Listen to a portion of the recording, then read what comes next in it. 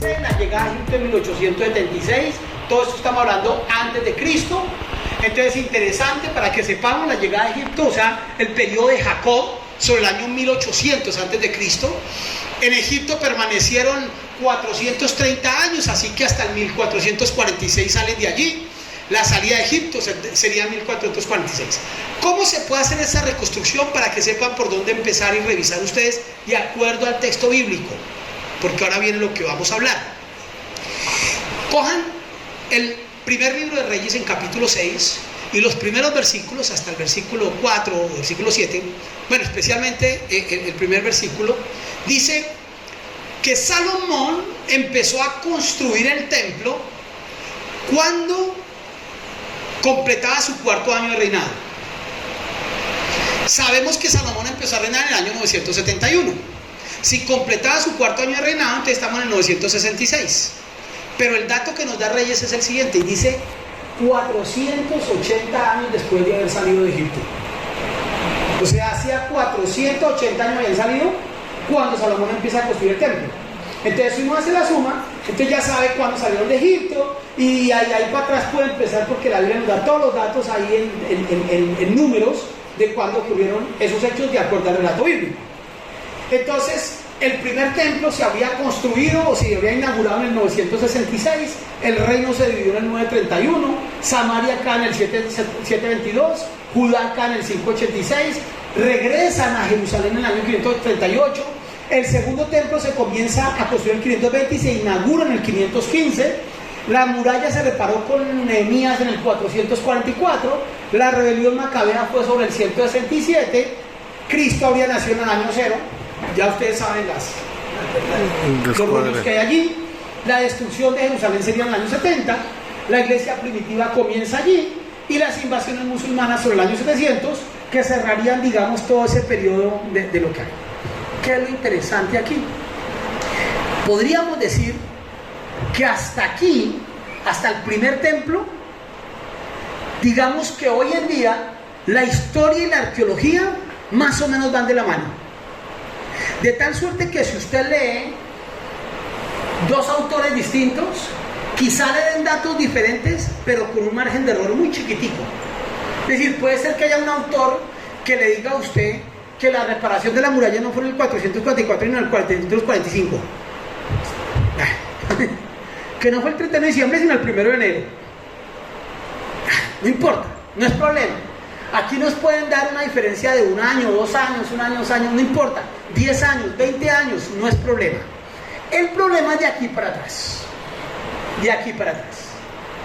Porque, por ejemplo, respecto a la salida de Egipto, según la reconstrucción que hacemos de acuerdo al texto bíblico, fue en 1446.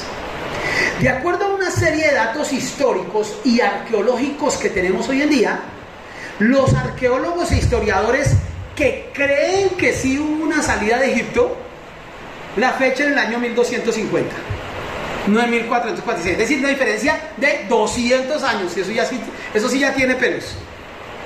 Los que dicen que sí hubo, porque hay una gran cantidad de historiadores o arqueólogos que dicen que no, que eso no existió, que eso no hubo. ¿Y por qué dicen que no hubo?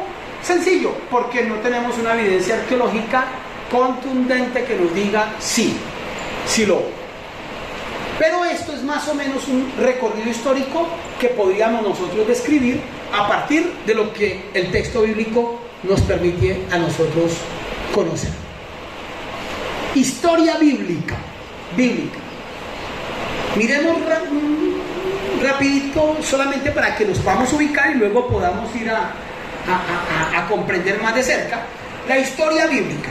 La historia bíblica va desde los comienzos, claro, sí, de los comienzos. Ahora les digo por qué ponemos eso, y va hasta la incursión del general Tito.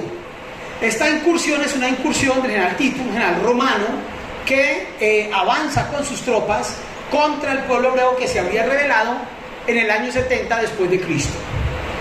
En el año 70 se da esa gran rebelión y esa gran incursión que va a desembocar en unas fuertes matanzas de judíos y muchos judíos que llegan a la diáspora y se esparcen por el mundo entero. Los comienzos, ahí está la pregunta y ahí está el gran problema.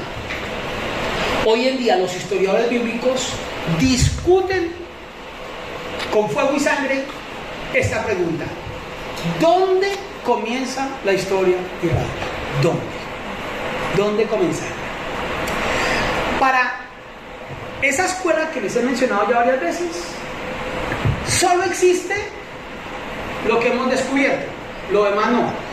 Entonces, no podríamos ir más atrás del rey Ahab sobre el siglo IX a.C., que es donde tenemos los descubrimientos que nos dan cuenta evidente de la existencia de las personas.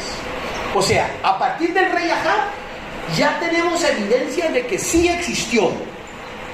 Y de hecho se encuentran documentos que nos relatan, documentos por supuesto extrabíblicos, estoy hablando, restos arqueológicos que nos permiten ubicar al rey Ahab en el mismo periodo que la Biblia lo ubica y varios de los acontecimientos que la Biblia indica. De ahí para atrás, estamos hablando del siglo IX, de hecho finalizando el siglo IX, de ahí para atrás no hay nada de nadie. No hay nada de David, no hay nada de Salomón, no hay nada de Roboam, no hay nada de Jeroboam, etcétera, etcétera, etcétera, hasta llegar a Ahab. David, siglo XI, finales del siglo XI. Saúl habría comenzado a reinar en el año 1040, estamos a mediados del siglo XI. David termina su reinado en el 970, 71, que es cuando comienza Salomón. Entonces, finales del siglo XI, principios del siglo X sería David. No hay nada de eso. O sea, desde el siglo X no hay nada en cuanto a esas personas, en cuanto a los reyes, mejor dicho, específicamente. Y tendríamos ya sobre el siglo IX. Entonces, ¿dónde empezar la historia de Israel? ¿Dónde empieza? Entonces, para algunos arqueólogos hay que empezarla con Ahab. Para otros hay que empezarla con David. Es decir, algunos que afirman que aunque no se ha encontrado nada, tenemos que aceptar su existencia y tenemos que empezar con David. ¿Por qué con David? Porque con David comienza el gran estado de Israel. Venga, ¿y qué pasó con Saúl? Luego Saúl no es antes de David. Para algunos historiadores, Saúl no es propiamente el origen del nacimiento de la nación hebrea. Sería algún gran guerrero que logra liberar al pueblo y todo, pero sin mayores éxitos. Pero el pueblo propiamente nace con David. Para un buen número de historiadores hoy en día. Dime.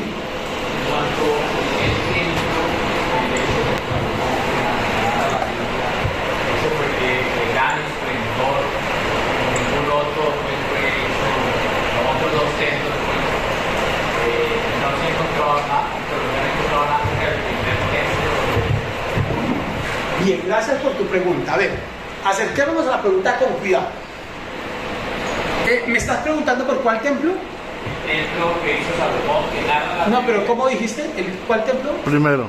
El primer templo. ¿Cuál es el primer templo? El de Salomón. ¿Seguro? ¿Seguro? Ya, eso es solo por molestar la vida, pero para que está bien decirlo así y así se conoce históricamente. Pero tengan presente una cosa, y ya les voy a decir por qué lo menciono. El primer templo no fue el de Salomón. Hubo un primer santuario en Siquem, en el norte. Cuando el pueblo llegó y conquistó Canaán, construyeron el primer santuario.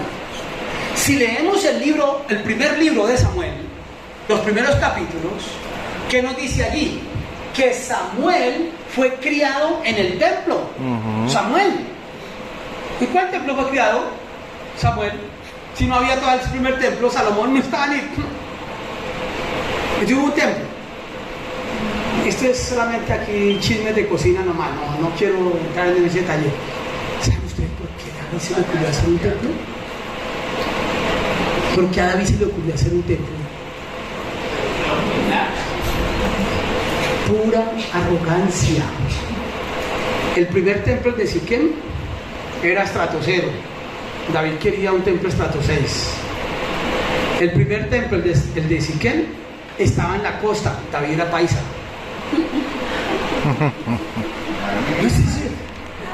No, perdón, era argentino, era argentino.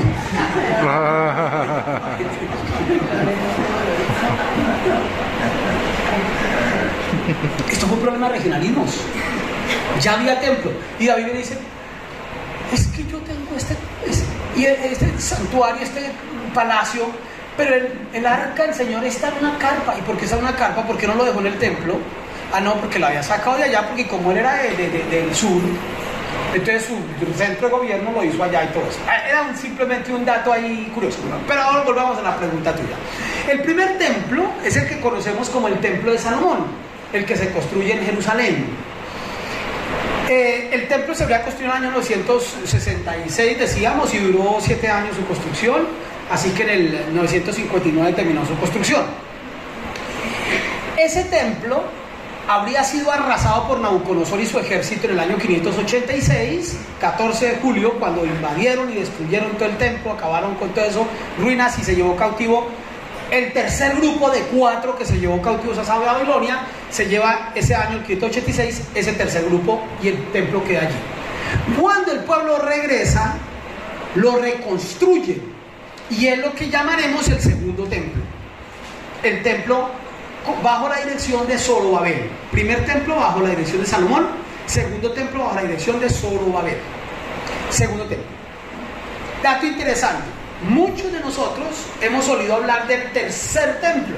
Hay un tercer templo, porque este de Zorobabel habría sido profanado por los griegos y vuelto una nada y demás, y entonces viene el tercer templo, que es el que conocemos como el templo de Herodes. En la historia judía moderna, no hablan del tercer templo. No existe un tercer templo. ¿Por qué razón? Ellos dicen no hay un tercer templo por la siguiente razón. El segundo templo, el templo de Zorobabel, fue construido todo. Sí, fue profanado por los griegos y demás, y eso fue muy triste todo lo que pasó. ¿Qué fue lo que hizo Herodes? ¿Herodes construyó un tercer templo? No. Herodes cogió y desbarató el segundo templo, pieza por pieza. Saben ustedes que son construcciones de pieza, ¿no? Un armatodo, una Estralandia, decíamos en la época. ¿Cuántos conocieron Estralandia? Uy, esos son los viejos. Los que saben de Estralandia somos los viejitos. Sí. Bien. Como un armatodo, como una Estralandia. Sí, igual. Y entonces Herodes ordena y el templo se desbarata pieza a pieza, pone las piecitas muy bien al lado. Herodes levanta la montaña, la meseta, la levanta, hace una explanada mucho mayor, mucho más grande, y vuelven y arman el templo ahí.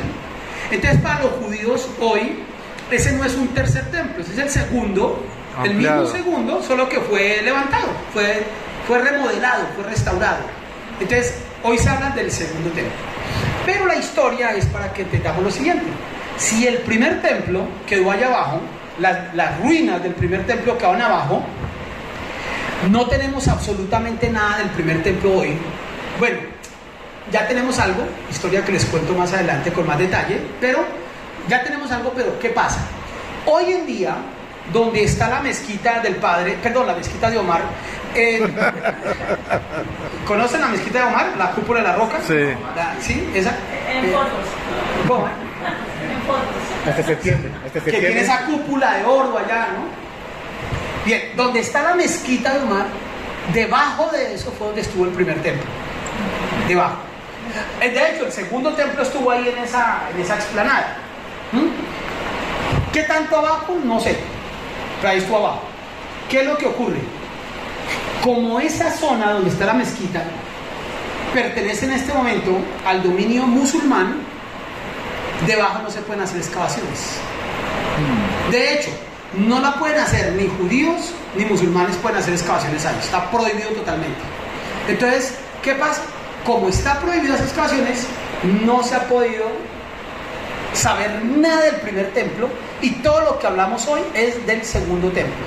Tenemos algunas ruinas del segundo templo, el muro de los lamentos pertenece a parte de las ruinas del segundo templo, está el túnel un túnel interesante que se puede excavar, que es el que excavar no se puede caminar, se puede andar por allí, muy interesante, del segundo templo. Solo que pasó algo hace unos pocos años. Resulta que como esa zona está en manos de los musulmanes, primero para hacer cualquier cosa, mire, usted va a sembrar una mata en Israel, tiene que llamar a un arqueólogo. En Israel hay una ley muy rigurosa al respecto. Cualquier excavación que se vaya a hacer, primero tiene que tener un arqueólogo al lado, porque en Israel en cualquier punto donde usted le dé por empezar a excavar encuentra algo. Y dos, toda excavación comienza manual, siempre. Cuando usted ya sepa lo que hay o lo que no hay, entonces listo, usted ya puede empezar a meter maquinaria. Hace unos pocos años, los musulmanes que tienen la autoridad sobre ese monte decidieron de manera clandestina comenzar a hacer excavaciones por debajo y arrancaron con maquinaria y todo de una vez. ¿Por qué? Primero que necesitaban que le rindiera, pero en realidad y lo que hay de fondo era justamente ir contra esa ley, porque la ley tiene un principio y es no destruir los restos que hay debajo, porque eso nos ayuda mucho a esclarecer cosas. Entonces los musulmanes con una intención metieron maquinaria y empezaron a escarbar allá abajo y llevaban ya una gran cantidad de toneladas sacadas, cuando un joven estudiante de arqueología pasó por ahí accidentalmente y se dio cuenta de lo que estaba pasando, armó el escándalo más tenaz.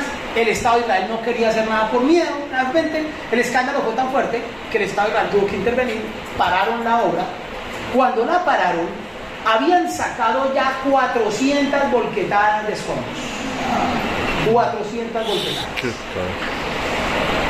Gran dolor para el mundo de la arqueología, para el mundo de la historia, para el judaísmo, para todo el mundo, un dolor profundo. Pero miren, las cosas terminan también sirviendo para bien.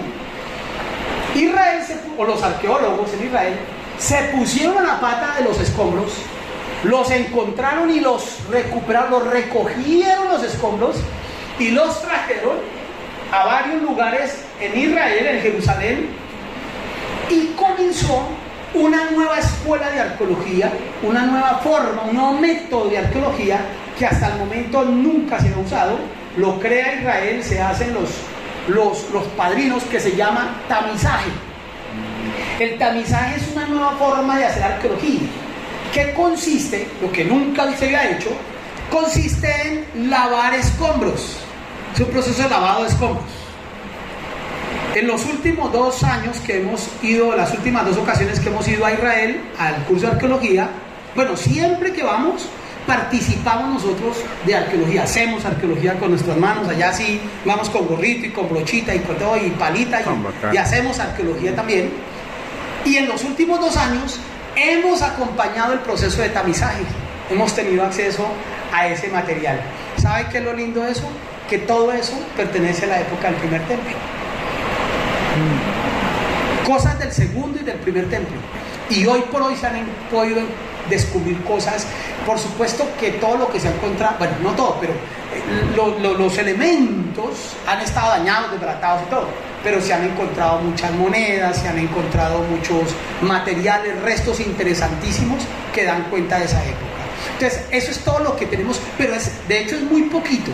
Casi todo lo que se ha encontrado pertenece a la época del segundo templo, ¿sí? Pero hay algunas cositas allí, pero no hay más. Y no es posible, en este entorno no es posible, más de los túneles que son del segundo templo y la explanada que es del segundo templo. Del primero no hay forma, por ahora no hay forma de conocer nada. De la época del segundo templo, del primer templo, perdón, de la época del primer templo, lo que se ha encontrado, que sigue siendo hoy motivo de mucho debate, es el Palacio de David, ¿sí? La casa de David, el lugar de David, el santuario de David. Pero es un lugar que, si bien es cierto, ha sido reconocido por los arqueólogos que lo han descubierto, hay muchos que niegan que eso haya sido la casa de David. Entonces, sobre eso hay discusiones fuertes, pero esa sería la construcción que correspondería al periodo del primer templo. Y unos vestigios de unas escaleras que hay en el costado occidental de las murallas, que también serían unos rastros pequeños que habría del segundo templo. Pero todo eso hoy en día es motivo de mucha discusión. Bien, entonces la historia iría desde los inicios, pero la pregunta es ¿dónde inicia la historia de Israel? Entonces, esa pregunta, como nuestro curso no es propiamente historia, y así lo fuera, no se trata de que nosotros resolvamos lo que los grandes expertos no han podido resolver, entonces sencillamente lo dejamos planteado en esos términos, para que sepan ustedes que hay muchas escuelas de pensamiento. Hay quienes comienzan la historia de Israel con Acab, quienes la comienzan con David, quienes la comienzan desde Saúl, cuando nace el Estado de Israel, pero hay quienes la comienzan desde Moisés y hay quienes la comienzan desde Abraham. ¿Dónde comenzarla? Decisión de cada uno. Dale. Una preguntita, ya que estabas hablando del primer, segundo templo, ¿es cierto que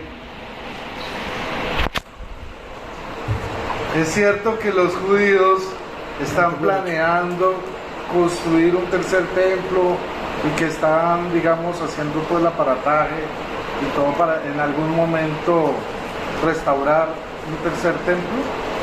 Pues también tiene derecho a salir. Gracias. Sí, es cierto, es cierto. De hecho, no es solamente cierto eso, es cierto que el templo ya está. El templo, otra vez, al igual que en los tiempos antiguos, se va a hacer, pues tratando de ser lo más cercano, y es por piezas, es decir, es de armar. Hay una, bueno, el judaísmo hoy en día está sectorizado, está separado, hay sectas judías, como siempre lo ha habido y en cada religión lo hay. El judaísmo no es uno solo, hay unos brazos ortodoxos, hay unos brazos radicales del judaísmo, y especialmente en manos de esos ortodoxos es que se encuentra ese trabajo. Hoy en día es fácil ver en las calles de Israel, uno va en determinadas ciudades particularmente y encuentra en las esquinitas judíos ortodoxos pidiendo donaciones, y hacen una alcancía en la forma del templo pidiendo que la gente allí done, y mucha gente ha donado, y hoy por hoy son muchas cosas que están listas. El templo está, el material del templo, las piezas están. En la época de la ley mosaica había un tipo de ganado particular que era el que se ofrecía en ciertas formas de sacrificio, que era un ganado rojizo, y eso se ha perdido, esa especie se perdió durante muchos años, y después de fuertes trabajos lograron revivir la especie, hoy está. A partir del descubrimiento del mapa del genoma humano, Israel se ha preocupado muchísimo por tratar de determinar las tribus de donde pertenecen, y se han logrado establecer algunas, pero en particular se ha logrado establecer algunos grupos de levitas, ya están identificados algunos levitas, y todo eso por supuesto es con una preocupación muy profunda de la construcción del templo. Pero no es lo único. Arqueológicamente, la arqueología aportó un dato supremamente interesante, que no sé si hay un marcador por ahí, ¿no? Tenemos un marcador de punto, padre. Hay un dato interesantísimo que ha arrojado la arqueología, y es que el gran problema para el templo, para la construcción del templo, es que se ha dicho que el templo estuvo exactamente donde está la mezquita de Omar, que ahí estuvo, sí, el templo. No obstante, esa meseta, esa esplanada, ahí la mezquita no es la única, esa mezquita de la cúpula dorada no es la única, hay varias mezquitas allí importantes, pero de acuerdo a varios estudios modernos, se pudo establecer que el templo no estuvo exactamente donde está la mezquita, no fue exactamente allí, y hay una razón muy particular, y es que el templo tenía una disposición muy clara, donde las puertas al abrirse daban hacia el oriente, que el oriente ha sido un tema muy particular, la ubicación allá ha sido muy particular, siempre lo fue en temas de la orientación arquitectónica. La adoración era hacia el oriente, del oriente, va a decir el texto, viene el Mesías, hacia el oriente queda el Monte de los Olivos, bueno, una cantidad de cosas allí. Si las puertas al abrirse daban hacia el oriente, el templo nunca pudo haber estado donde está la mezquita, porque el templo entonces hubiera estado así, ¿sí? En el otro sentido. Cuando logra determinarse eso, se puede establecer que el templo no estuvo exactamente aquí, sino que estuvo atrás de la mezquita, a un lado y en orientación hacia en otro sentido. Eso ha generado ciertas especulaciones frente a la posibilidad de... gracias, Padre. Gracias. Jerusalén antigua, creo que acá se va a dejar aquí un poco grande. La Jerusalén antigua es un poco más o menos en esta forma. Un poco. Está dividida en 4 cuartos, son 4 barrios.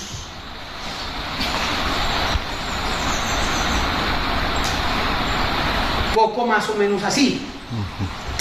En donde aquí tendríamos el cuarto o el barrio musulmán. Y aquí arriba es donde está la mezquita de la cúpula dorada. Aquí tenemos el barrio judío. Este es el barrio cristiano. Y este es el barrio internacional, el barrio armenio. Este es el muro de los lamentos, esta parte, acá. Es el muro de los lamentos. Y por acá, por debajo, se mete a los túneles del templo. Entonces, si el templo hubiera estado exactamente aquí, el templo hubiera estado en esta disposición. Y lo que se ha podido determinar, el oriente es hacia allá, el templo debió haber estado aquí, con orientación hacia allá.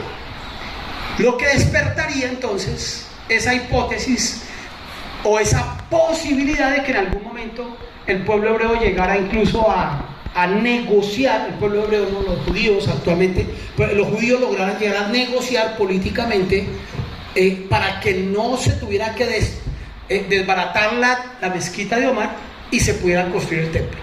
Eso es una especulación que hay allí, una idea, pero nada más. Okay. Pero sí es cierto que se materializa. Gracias. Bien, independiente.